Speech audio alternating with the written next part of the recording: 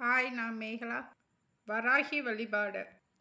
வராகி வழிபாடு வந்து நம்ம தொழிலில் முன்னேற்றம் ஏற்படுறதுக்கோ, வேலையில் ப்ரமோஷன் கிடைக்கிறதுக்கோ, வியாபாரம் செய்கிற இடத்துல எந்த தடையும் இல்லாமல் தொழில் செய்கிறதுக்கும், கடன் அடைகிறதுக்கும், நாம் கொடுத்த கடன் திருப்பி நம்ம கைக்கு அந்த பணம் வர்றதுக்கும், நம்ம வீட்டில் செல்வம் சேர்றதுக்கும் வராகி அம்மாவை வளர்பிறை வெள்ளிக்கிழமை வழிபாடு செய்கிறது நல்லது.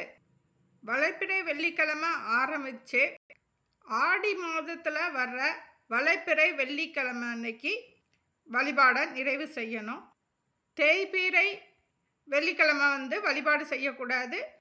இத்தனை வெள்ளிக்கிழமை 11 வெள்ளிக்கிழமை 21 வெள்ளிக்கிழமைன்னு கணக்கு இல்லை.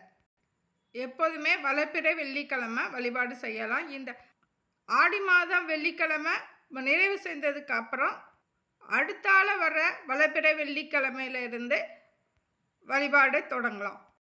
இதற்கு தீபம் ஏற்றணும். தீபம் 2 தீபம் ஏற்றணும்.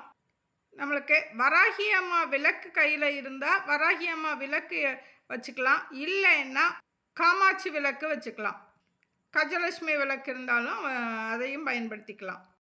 2 விளக்கு ஏற்றுறதுல ஒன்று காமாட்சி விளக்கு, இன்னொன்று சங்கு விளக்கு. சங்கு விளக்கு ஒரிஜினல் வலம்புரி சங்கு இருக்கு இல்லையா, அதை வச்சும் தீபம் ஏற்றிக்கலாம். இல்லைன்னா வெள்ளி இல்லை பித்தாளையில் வர சங்கை கூட வாங்கி தீபம் ஏற்றிக்கலாம்.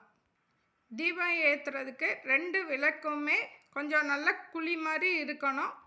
இந்த 2 விளக்கும் வைக்கிறதுக்கு ஒரு தாம்பலம் வேணும். அந்த தாம்பலத்தில் மஞ்சள் குங்குமம் தடவி 2 தாம்பலத்துலேயும் 5 வெற்றிலை வைக்கணும்.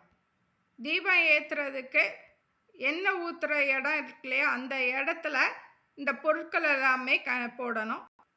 சோளி, கொஞ்சமாக எள்ளு, ஒரு புங்கை விதை, கொஞ்சம் மருதாணி இலை விதை, இதெல்லாமே அந்த இதில் விளக்கில் போட்டுட்டு அதில் தீபம் ஏற்றுறதுக்கு எண்ணெய் பொதுவாக காமாட்சி விளக்கு சங்கு விளக்கில் தீபம் ஏற்றுறதுக்கு நல்லெண்ணெய் நெய் தான் பயன்படுத்துவோம்.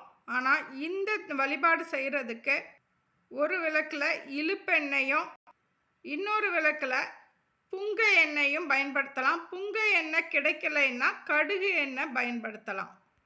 தீபம் ஏற்றுறதுக்கு திரி ஒரு விளக்குக்கு மஞ்சள் திரியும் இன்னொரு விளக்குக்கு சிவப்பு திரியும் பயன்படுத்தி தீபம் ஏற்றணும்.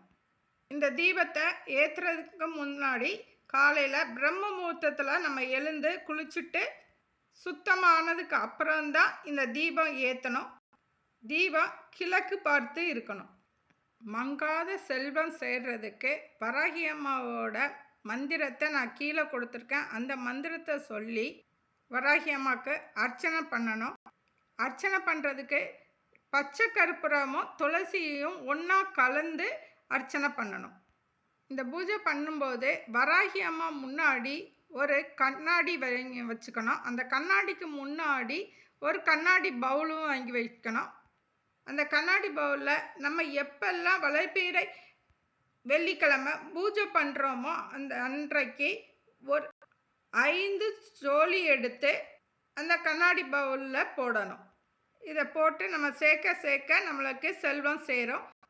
ஆடி மாதம் வெள்ளிக்கிழமை நம்ம ஏதாவது ஒரு கடைசி வெள்ளிக்கிழமை வளர்பிறை வெள்ளிக்கிழமை நிறைவு செய்யும் பொழுது நம்ம அந்த கண்ணாடி பவுலில் 5 போட்டு எவ்வளோ சேர்த்து வச்சுருக்கோமோ அத்தனை சோழியையும் எடுத்து ஏதாவது ஒரு நீர்நிலையில் போட்டுறணும். ஆடி மாதம் முடிந்த பிறகு ஆவணி மாதம் வளர்பிறையில் மீண்டும் வெள்ளிக்கிழமை வளர்பிறை வெள்ளிக்கிழமை பூஜை பண்ண ஆரம்பிக்கலாம். மங்காத செல்வம் கிடைக்க வராகி அம்மா ஆசி கிட்டட்டும். தேங்க்யூ.